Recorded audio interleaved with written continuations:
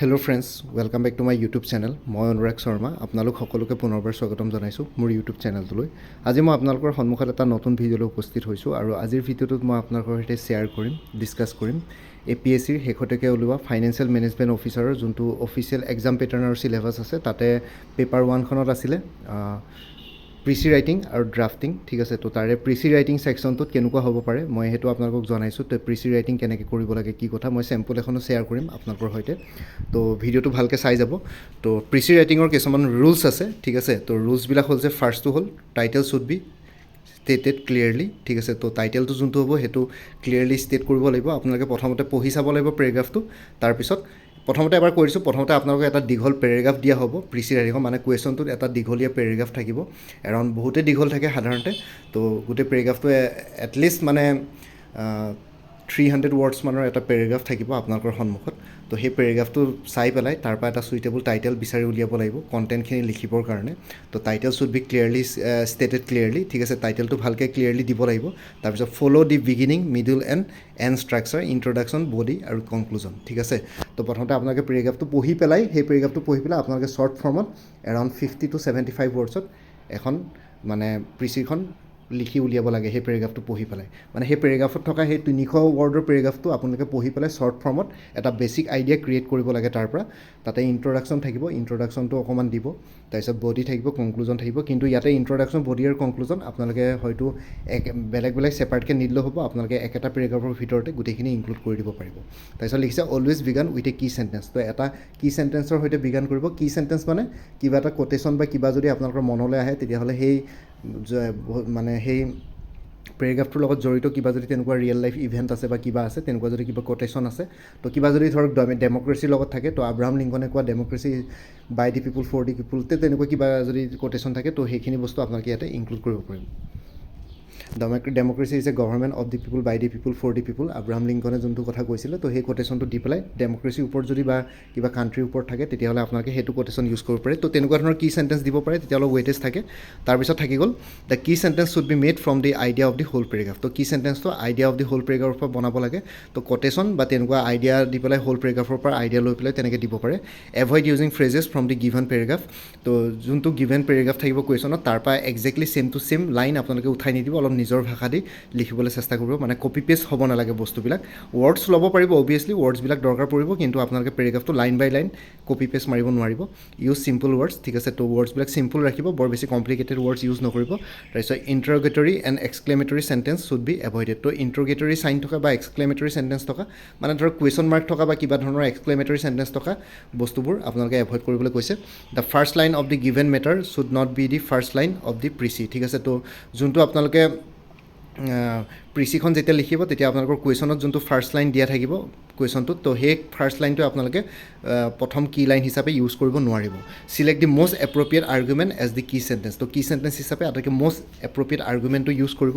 The precis should be 1/3 of the given matter. তো 3/4 এভাগ হ'ব লাগে। মই যিয়ে ক'লোঁ 300 ৱৰ্ডছৰটো আপোনালোকে 50 to 75 ৱৰ্ডছ, মানে 100 ৱৰ্ডছৰ ভিতৰত লিখিব পাৰে আৰু। The precis should be written within a paragraph, ঠিক আছে। এটা পেৰেগ্ৰাফৰ ভিতৰত প্ৰিচিখন লিখি পেলাই শেষ কৰিব লাগিব। তো ইয়াতে এটা কুৱেশ্যন আছে, কুৱেশ্যনটো মই দেখাই দিছোঁ। Write a precis of the following passage and add a suitable title to it, ঠিক আছে। পাছেজটো প্ৰথমতে পঢ়ি ল'ব লাগিব, এইটো কুৱেশ্যন হয়, ঠিক আছে।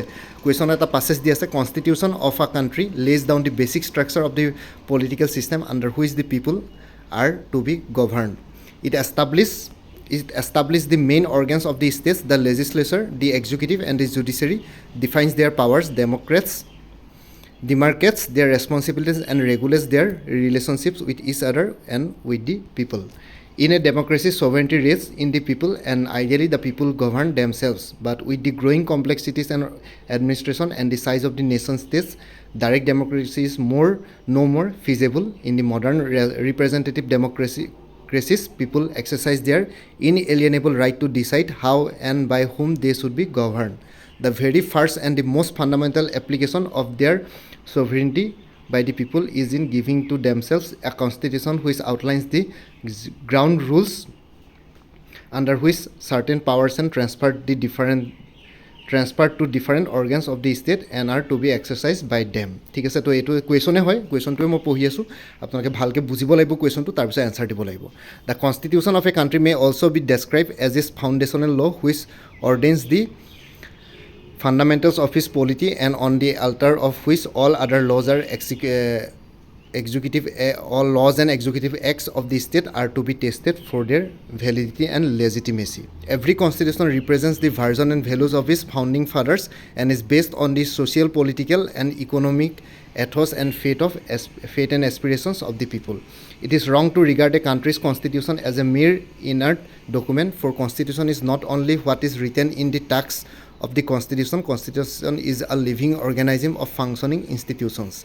It keeps constantly growing, evolving. Every constitution gets meaning and content only from the manner in which and the people by whom it is operated. The effects it acquires from how it is interpreted by courts of the land and the constitutions and practices that grow around it in the actual process of its working. তো এইটো কুৱেশ্যনটো আছিলে কনষ্টিটিউশ্যনৰ কথা, ডেমক্ৰেচিৰ কথা, কাণ্ট্ৰিৰ কথা, ঠিক আছে। তো এইটো আপোনালোকে প্ৰথমতে ভালকৈ পঢ়িব লাগিব লাইন বাই লাইন। তো পঢ়ি পেলাই আপোনালোকে ইয়াৰ পৰা এখন প্ৰিচি লিখি উলিয়াব লাগিব 1/3 ৱৰ্ডত। তো প্ৰিচিখন এতিয়া এইটো ইয়াত মই যোনটো দেখাইছোঁ চেম্পল, আপোনালোকে ইয়াতে লিখা আছে চাওক, এটা পেৰেগ্ৰাফত খতম হৈ গৈছে, the constitution is a living document, ঠিক আছে। টাইটেলটো ইয়াৰ পৰা বাছি উলিয়ালে, the constitution is a living document. ইয়াতে কৈছিলে কনষ্টিটিউশ্যন এখন লিভিং অৰ্গেনাইজিম হয়, মানে লিভিং ডকুমেণ্ট হয়। কনষ্টিটিউশ্যনখন গ্ৰ' হৈ থাকে, বেলেগ বেলেগ চেঞ্জেছ আহি থাকে। লাইক ফৰ এক্সাম্পল আমাৰ ইণ্ডিয়ান কনষ্টিটিউশ্যনখন যদি চাওঁ, এমেণ্ডমেণ্ট হৈ থাকে আণ্ডাৰ আৰ্টিকল 360। তো সেই এমেণ্ডমেণ্টবিলাকৰ পৰা চেঞ্জেছ আহি থাকে, খালি বেছিক ষ্ট্ৰাকচাৰটো চেঞ্জ কৰিব নোৱাৰে, কাৰণ Kesavananda Bharati case versus state of কেৰালাত 1973 এটা সুপ্ৰিম কোৰ্টৰ হিয়াৰিং মতে সুপ্ৰিম কোৰ্টে এটা ডিচিশ্যন ল'লে যে কনষ্টিটিউশ্যনেল চেঞ্জেছ আনিব পাৰে আণ্ডাৰ আৰ্টিকল 368, কিন্তু তাতে আপোনালোকৰ বেছিক ষ্ট্ৰাকচাৰ্ছবিলাক চেঞ্জ হ'ব নোৱাৰিব, ঠিক আছে। বাকী অন্য ষ্ট্ৰাকচাৰ্ছবিলাক চেঞ্জেছ আহিব পাৰিব, কিছুমান এড হ'ব, কিছুমান ডিলিট হ'ব, কিন্তু তথাপিতো মানে বেছিক ষ্ট্ৰাকচাৰবিলাক চেঞ্জ হ'ব নোৱাৰিব। লাইক ফাণ্ডামেণ্টেল ৰাইটছ চেঞ্জ হ'ব নোৱাৰিব, আৰু কিছুমান ডাইৰেক্টিভ প্ৰিন্সিপালছ অফ ষ্টেট পলিচিৰ কিছুমান বস্তু চেঞ্জ হ'ব নোৱাৰিব। তো তেনেকুৱা ধৰণৰ কথা। তো ইয়াতে লিখিছে দ্য কনষ্টিটিউশ্যন, পেৰেগ্ৰাফটো পঢ়ি পেলাই আপোনালোকে এটা বেছিক আইডিয়া ফৰ্ম কৰিব লাগিব। ইয়াতে লিখিছে the constitution of a country is a living document as it evolves, changes over time and adapts to new circumstances, ঠিক আছে। এইটো এটা key sentence, the constitution of a country is a living document as it evolves, changes over time and it adapts to new circumstances. It is a country's set of rules, regulations and powers of its government and the rights of its citizens. In a democracy, a constitution helps serve as a set of rules and principles that all the people in a country can agree upon as the basis of the way in which they want the country to be governed. It is a set of documents that embody all the fundamental and organic laws and principles of a country. ঠিক আছে। তো গোটেইখিনি বস্তু মিলাই পেলাই ইয়াতে এটা short ফৰ্মত এটা পেৰেগ্ৰাফ লিখিলে এইটোকে প্ৰিচি বুলি কোৱা হয়, প্ৰিচি ৰাইটিং বুলি কোৱা হয়। 1/3 লিখিলে বহুত দীঘল আছিলে চেণ্টেঞ্চটো, আপোনালোকে দিছে 300মান ৱৰ্ডত, ইয়াতে 100টা ৱৰ্ডৰ ভিতৰতে হৈ গৈছে। তো আপোনালোকে জাষ্ট বেছিক আইডিয়াটো ফৰ্ম কৰিব লাগে, ইয়াতকৈ বেছি আপোনালোকে বেছি কমপ্লিকেটেড কৰিব নালাগে। তো ইমানে আছিলে, মই জাষ্ট আপোনালোকক এইখিনি দেখালোঁ প্ৰিচি ৰাইটিংটো কেনেকুৱা। নেক্সট ভিডিঅ'টো মই ড্ৰাফটিংটো কেনেকৈ কৰে আপোনালোকক দেখুৱাই দিম। বাকী ইমানে আছিলে। এইটো পৰীক্ষাৰ লগত ৰিলেটেড অন্য ভিডিঅ'জবোৰ ভিউ কৰিবৰ কাৰণে এটা ছেপাৰেট প্লে'লিষ্ট ক্ৰিয়েট কৰি থৈ দিয়া আছে। সেই প্লে'লিষ্টটোৰ লিংকটোত ক্লিক কৰিলে আপোনালোকে সকলো ধৰণৰ ভিডিঅ'জ পাই যাব। এই ভিডিঅ'টোৰ ডেছক্ৰিপশ্যনতে সেই প্লে'লিষ্টৰ লিংকটো মই শ্বেয়াৰ কৰিছোঁ। লগতে মোৰ আৰু এটা চেনেল আছে অসম IQ বুলি, সেই চেনেলটো ছাবস্ক্ৰাইব কৰি ল'ব পাৰিব, চ' ভৱিষ্যতলৈ এনেকুৱা ধৰণৰ কম্পিটিটিভ এক্সামছবিলাক দিয়াৰ ক্ষেত্ৰত আৰু অলপ এক্সট্ৰা গাইডেঞ্চ পাই যায়। বাকী মোৰ ভিডিঅ'জবোৰ চাই যদি ভাল পায়, মোৰ চেনেলটো ছাবস্ক্ৰাইব কৰি ল'ব, আৰু লগতে আপোনালোকৰ যিমানখিনি ফেমিলি ফ্ৰেণ্ডছ ৰিলেটিভছ আৰু চিনাকি এক্সপিৰিয়েঞ্চ আছে তেওঁলোকৰ লগত মোৰ চেনেলটো শ্বেয়াৰ কৰিব। লগতে কমেণ্ট ছেকশ্যনত জনাব, কিবা যদি কুৱেশ্যন থাকে, ডাউট থাকে, মই নিশ্চয় আপোনালোকৰ কুৱেশ্যনছ আৰু ডাউটছবিলাকৰ ৰিপ্লাই দিবলৈ চেষ্টা কৰিম। বাকী আজিৰ ভিডিঅ'টো ইমানতে সমাপ্ত কৰি আপোনালোক সকলোৰে পৰা বিদায় ল'লোঁ। কাইলৈ পুনৰ এটা নতুন ভিডিঅ'লৈ আপোনালোকৰ সন্মুখত উপস্থিত হ'ম। তেতিয়ালৈকে ভালকৈ প্ৰিপেৰেশ্যন কৰি থাকক। সকলোলৈ অল দি বেষ্ট থাকিলে। Bye and take care friends. Bharat Mata কি জয়, জয় আই অসম।